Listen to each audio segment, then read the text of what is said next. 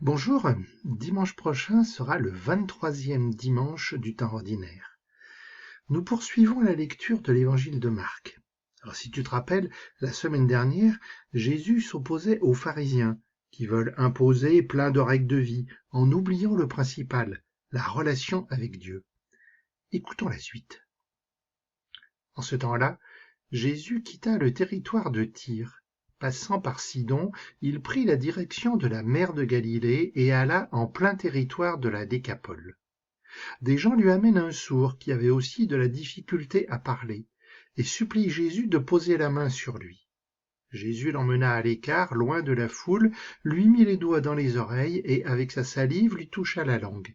Puis, les yeux levés au ciel, il soupira et lui dit « Ephphatha », c'est-à-dire « Ouvre-toi ». Ses oreilles s'ouvrirent, sa langue se délia, et il parlait correctement. Alors Jésus leur ordonna de ne rien dire à personne, mais plus il leur donnait cet ordre, plus ceux-ci le proclamaient. Extrêmement frappé, il disait « Il a bien fait toutes choses, il fait entendre les sourds et parler les muets. » Alors tu as bien écouté? Bien déjà, c'est curieux, non, tous ces termes géographiques que l'on entend au début du texte. Si Marc nous donne ces précisions, c'est que forcément c'est important, il y a un sens.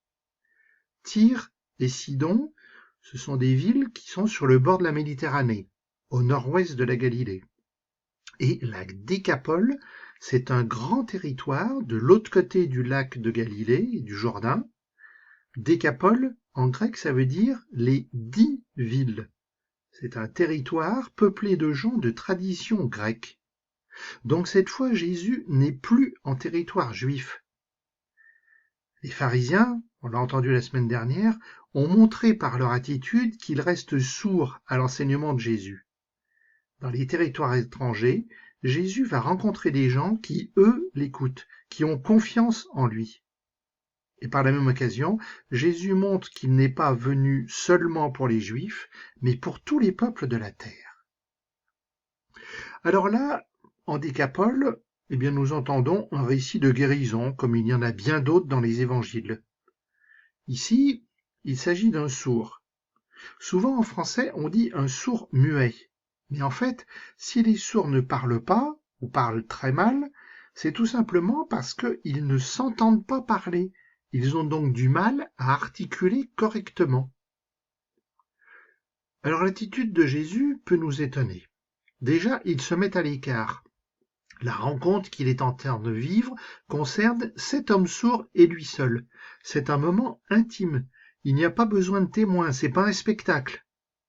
Et en plus, en territoire païen, il ne faut surtout pas se tromper sur Jésus. Ce n'est pas un simple guérisseur, il est là pour bien plus. Autre surprise, Jésus fait 2 gestes pour guérir. Il touche les oreilles et la langue.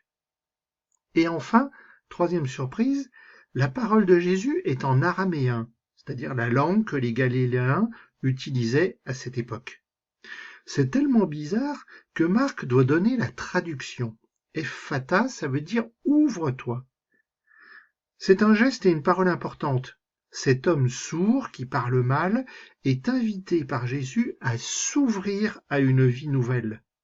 Ce n'est pas seulement pour pouvoir entendre et parler, c'est s'ouvrir à la vie avec Jésus.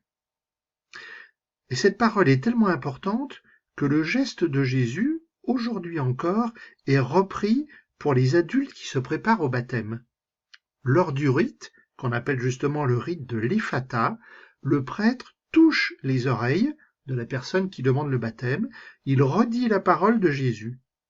Le baptême, c'est s'ouvrir à une nouvelle vie, une vie de joie, de bonheur, d'amour avec Jésus. Et apparemment ça marche, même si la traduction en français ne dit pas exactement ce que dit le texte grec. Parler correctement, comme c'est traduit ici, ce n'est pas seulement dire que cet homme peut bien articuler. Ça veut dire qu'il parle intelligemment, il sait vraiment ce qu'il dit, il s'est vraiment ouvert au message de Jésus. Alors comme d'habitude, Jésus demande la discrétion. Une fois de plus, ce n'est pas la guérison physique qui est importante, c'est d'avoir ouvert son cœur à accueillir Jésus. Oui, mais voilà, les gens sont trop contents, ils sont enthousiastes, il faut qu'ils annoncent. Et ce qu'ils disent a aussi ici son importance. Il fait bien toutes choses. On le sait depuis le début de la Bible, on le sait depuis la première page. Celui qui fait bien, qui fait bon, c'est Dieu. Donc ces personnes reconnaissent bien en Jésus l'envoyé de Dieu. Eh bien nous aussi, nous sommes un petit peu comme ce sourd qui parle mal. À nous aussi d'ouvrir nos oreilles, d'ouvrir notre bouche à la parole de Dieu. Jésus, à moi aussi tu me dis Ephata, ouvre-toi. Ouvre-toi, toi qui t'enfermes dans la solitude et la rancune. Ouvre-toi, toi qui traînes le poids de tes mauvais souvenirs. Ouvre-toi, toi qui attends d'être aimé pour te mettre en route vers l'autre. Ouvre-toi à cette personne qui est encore plus seule que toi, plus muette, et qui ne veut plus rien entendre parce que tu l'as trop souvent déçue. Ouvre-toi à la nouveauté que je te propose.